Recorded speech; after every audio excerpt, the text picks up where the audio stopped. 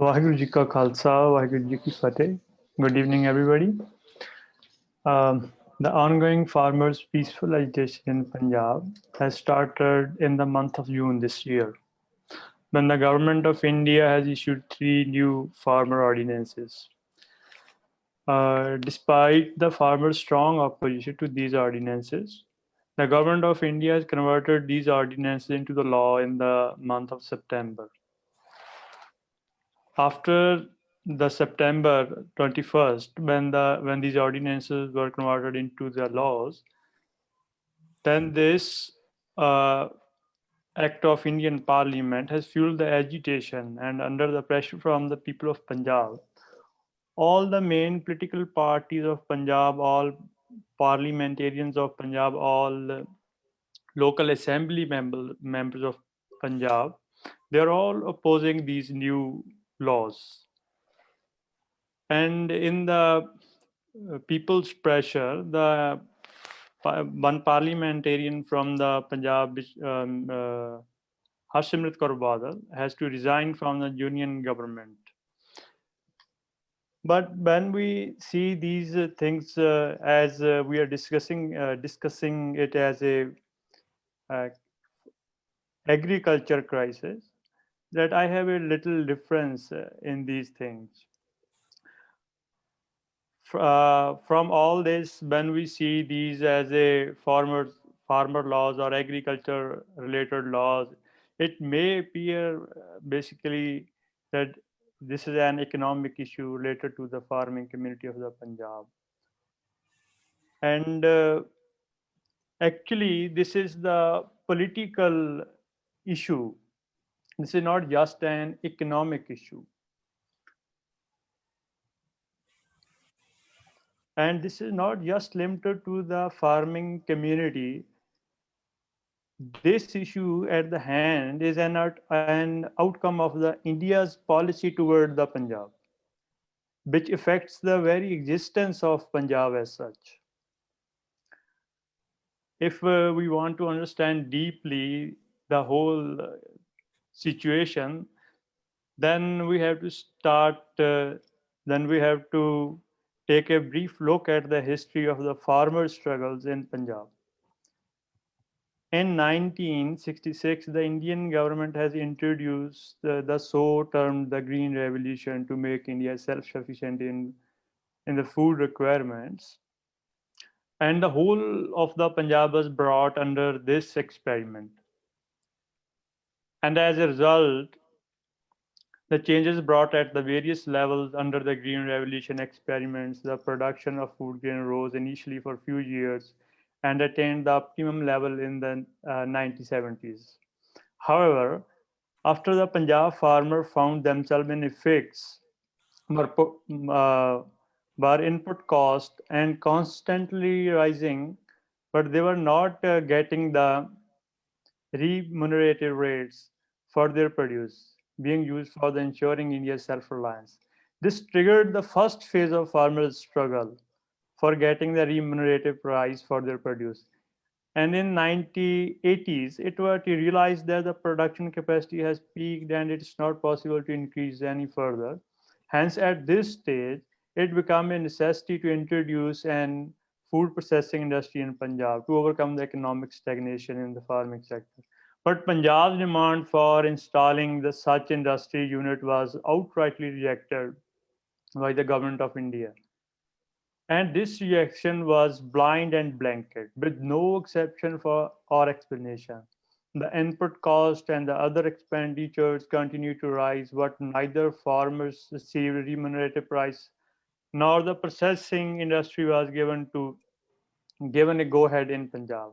As a result of this, the burden of credit began to rise on the Punjab and its farmers.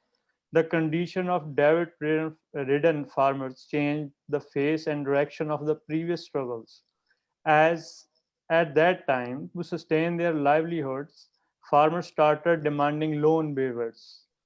This demand met the same fate at the hands of the government of India as the previous ones, and that it was rejected.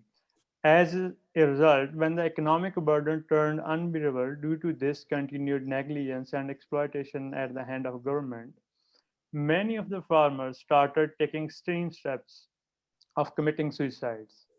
But like previous demands, even this demand was neglected and not fulfilled.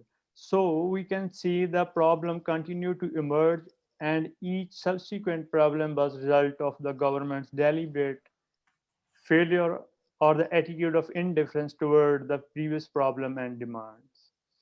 If we are to sum up the outcome of new farming model introduced in the Punjab, the name of Green Revolution, it could be summarized that it led to the adverse change in crop pattern, economic stagnation in farming section, loan burdens, migration, distress, drugs, suicides, groundwater overdraft and depletion due to the change in crop pattern, diversion of Punjab's rivers water to non-riparian regions, and the severe ecological imbalance and crisis.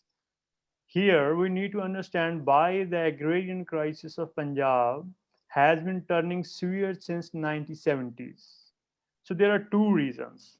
Firstly, the Punjab had no authority or say in the policy making and decision making with regarding to the Punjab. The policy making and decision making with regard to the Punjab was totally in the hand of New Delhi bureaucracy. New Delhi is deliberately increasing the complexity of the problems and hereby worsening the situation of Punjab in order to preempt and snub the possibility of Sikh revolution in the Punjab. Even during the present standoff between Punjab and the government of India, the government of India has been instigating the situation, which is evident from the recent statements and acts of the New Delhi government. Instead of bringing any relief, the Indian Prime Minister, Mr. Narendra Modi's statements have further fueled the protest. While farmers have decided to allow the goods train to run on the tracks, whereas government of India has announced to stop all the goods trains in Punjab. Farmers were invited for talks, but no minister bothered to talk to them or even met them for a minute. And rumors are spread that the Punjab government will be removed and the central rule will be imposed in the Punjab. And Indian media is running a willfully campaign against the farmers who are doing nothing more than exercising their basic right for the peaceful protest. In this situation, there is a great apprehension of the state repression and abuse of the human rights. So there is a scenario which could present a more clear picture of the multi-layered and multi-form crisis that has gripped the Punjab. To overcome this crisis, Punjab needs the restoration of its permanent sovereignty over its natural resources, primarily the river waters that's presently flowing out of the to the non-riparian states. Punjab needs capital investment to enable itself to process its agriculture produces, low interest credits, insurance policies for a precondition to save already overburdened Punjab farmers. To re-rise Punjab needs a power to determine the price for its produce, power to market its produce and independently take decision to enter into the international trade and support is also required for the agriculture research aimed at developing a sustainable agriculture model and suitable for the Punjab. To ensure all this, Punjab needs a greater physical and political economy. As the situation in the South Asian region is changing very fastly, the Punjab is at the verge of direct political clash with the Indian state. The international community needs a greater role to play to ensure the political stability of the region, as well as to the timely address the grave apprehension of the human rights abuses. In the end, I would like to thank the organizers and all the participants for showing the concern for the Punjab farmers and the community of the Punjab. As we are discussing it, the various aspects of this problem, the core issue is that this situation, which is prevailing in Punjab, that we have been deliberately put in this position by the Indian government by their past policy from after the 1966, when they have choose Punjab for the Green Revolution. After that, they're deliberately putting us in this situation. So the problem is not just has begun with this three laws. The problem has begun from the 60s and 70s. So the core issue is of the political autonomy. Until unless we got the political autonomy, until then we cannot resolve these problems. So I cannot say how can you the Sikh diaspora and the international community can help us in this situation. Right now we cannot fix our prices. Right now we cannot fix our trade partners. We cannot decide the marketing model. We cannot decide the irrigation system. Regarding agriculture, we cannot decide anything on its own. So I don't think that the problems are so simple. But from now on, the situation will deteriorate. The situation will go bad to worse. So at this time,